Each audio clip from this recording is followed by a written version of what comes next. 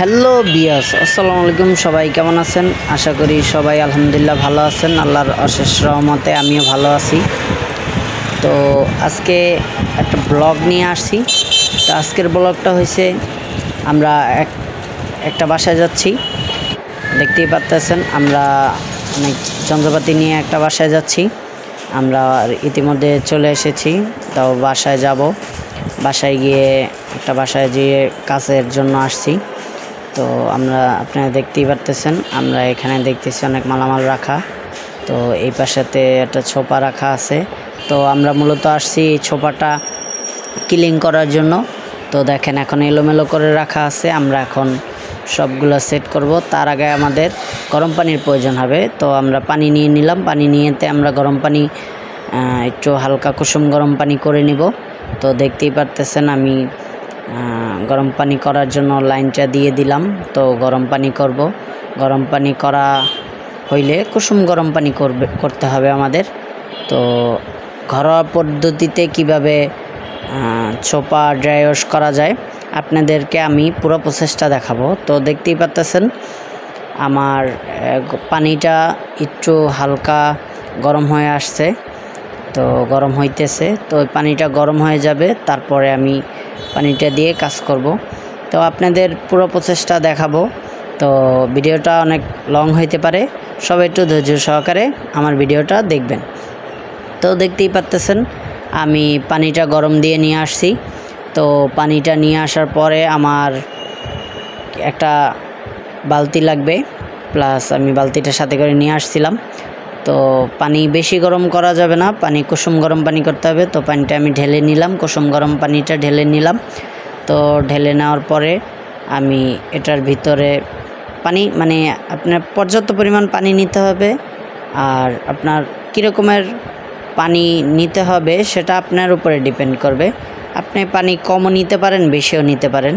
তো আমি পানি কমই নিয়ে নিলাম, বেশি পানি নেব না। তো আমি এখন এখানে কিছু কিছু মেডিসিন দেব। দেখেন এটার সাথে দুইটা মেডিসিন দেওয়া আছে।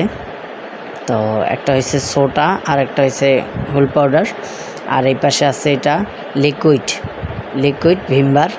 আর এটা আছে ভিনেগার দিয়ে ঘরোয়া পদ্ধতিতে কিভাবে সোপা ড্রাই ওয়াশ করা যায় আপনাদেরকে আমি দেখাবো। তো আমি সবগুলা এক এক করে এটার ভিতরে দিয়ে নিব। প্রথমে আমি দিচ্ছি ভিনেগার, ঠিক আছে। আমি ভিনেগারটা এমনিতে দিতে পারতাম, তাই আমি মাইপা দিতেছি তিন চার মুখা দিব। তো 4 মুখা দেওয়ার পরে আমি এটা রেখে দিব আবার। তারপরে আমি হুল পাউডার আর সোডা এইটা দিব। তো তার আগে আমি আপনাদের আরেকটা কথা বলি, সবগুলো মেপে দিলে ভালো হয়। যে এটা লিকুইড ভিমবার দিচ্ছি আমি, লিকুইড ভিমবারটা দিলে ওইটা একটা কাজ করে, ভালো একটা কাজে আসবে। তো লিকুইড ভিমবারটাও আমি মাপ মতো দিয়ে নিলাম। পানিটা অনেক গরম, তাই হাত দেওয়া যাচ্ছে না, একটু বেশি গরম হয়েছে। আপনারা বেশি গরম করবেন না, একটু কুসুম গরম করবেন। যদি পানি কুসুম গরমের চেয়ে বেশি গরম হয়ে যায় তাহলে কোনো কারণে আপনারা চাইলে আলাদা পানি ব্যবহার করতে পারেন, আলাদা ঠান্ডা পানি ব্যবহার করতে পারেন, সমস্যা নাই তাতে।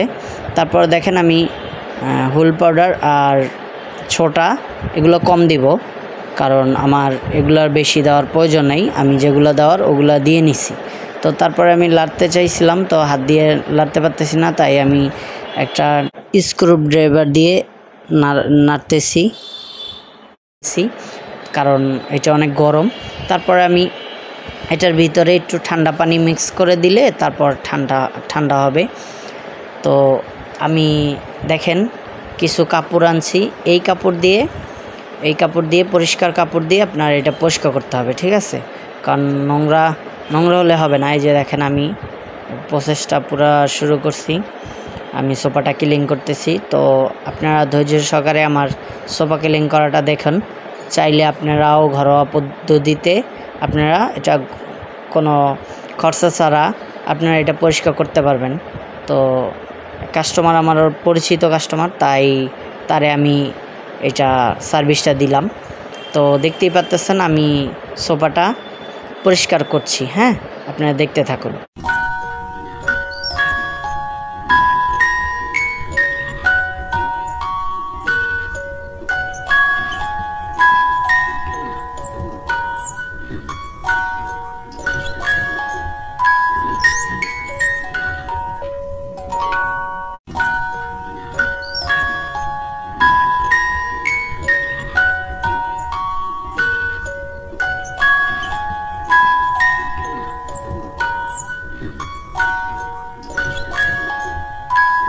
তো সোফাটা ভালো করে ওয়াশ করে নিলাম। এখন সোফাটা ভালো করে মুছে দিতে হবে, কারণ সোফাটা পানি পুনি থাকলে এটা ভিজে আছে, এর জন্য ভালো করে সুন্দর করে মুছে দিতে হবে। মুছে দেওয়ার পরে আমরা ফ্যান ছেড়ে দেব। ফ্যান ছেড়ে বা একটু হালকা ফ্যানের বাতাসে রাখবো, তাহলে শুকিয়ে যাবে। তো আমি চাইলে মেশিন দিয়েও আপনার এটা পরিষ্কার করতে পারতাম। তো ঘরোয়া পদ্ধতিতে কিভাবে বাসায় করা যায়, ওয়াশ করা যায়, তাই আপনাদের আমি হাত দিয়ে করে আর কি দেখাইলাম। তো আমার কাছে মেশিন আছে, চাইলে আমি মেশিন দিয়েও করতে পারতাম, কিন্তু না, আমি হাত দিয়েই ঘরোয়া পদ্ধতিতে আপনাদের করে দেখাইলাম। তো দেখতেই পাচ্ছেন সোফাটা ভালো করে পরিষ্কার করে নিতে হবে, তাই আমি ভালো করে পরিষ্কার করে নিলাম। তো নেওয়ার পর আমি দুইবার করে ওয়াশ করার পরে আমি ভালো করে পরিষ্কার করে নিচ্ছি।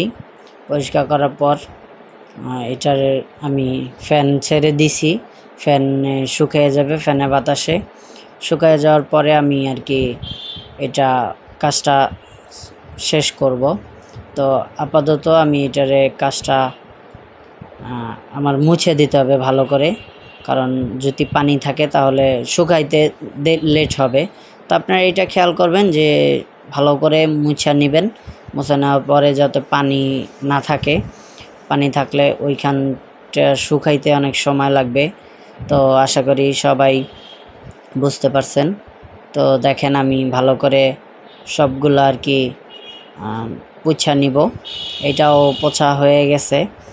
তো আমি আরও আগে ড্রাই ওয়াশ করে নিছি। এটা করে নেওয়ার পর আর কি এটা সুন্দর করে সব জায়গায় হাত দিয়ে পোছা দিতেছি। পোছা দেওয়ার পর আমি এটারে ভালো করে শুকাইতে দিব। তো শুকানোর পরে আমার এটার কাজটা শেষ করার পরে আমি এটা একটু রোদে বা ফ্যানের বাতাসে নিয়ে যাব। তো দেখতেই পাচ্ছেন, আর আপনারা দেখতে থাকুন আমার পুরা কাজটা।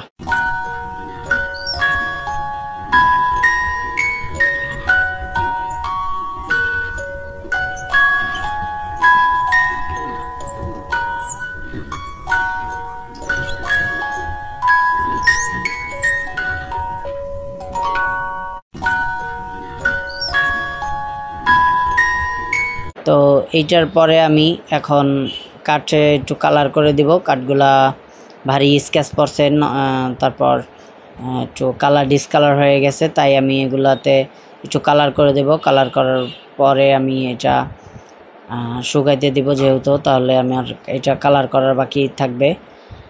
তো আপনাদের পুরো প্রসেসটা আমি দেখালাম আর দেখতেছেন। তো আপনাদের ভালো লাগলে আপনারা ঘরোয়া পদ্ধতিতে এভাবে কাজটা করতে পারেন।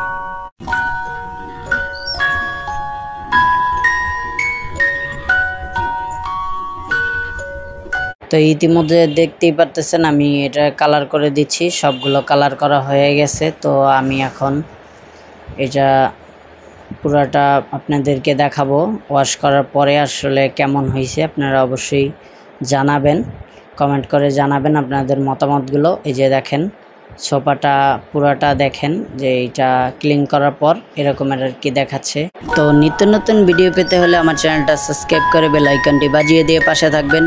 দেখা হবে আবারও নতুন কোনো ব্লগ নিয়ে। ততক্ষণ সবাই ভালো থাকবেন, সুস্থ থাকবেন। আল্লাহ হাফেজ। আসসালামু আলাইকুম ওয়া রাহমাতুল্লাহি ওয়া বারাকাতুহু।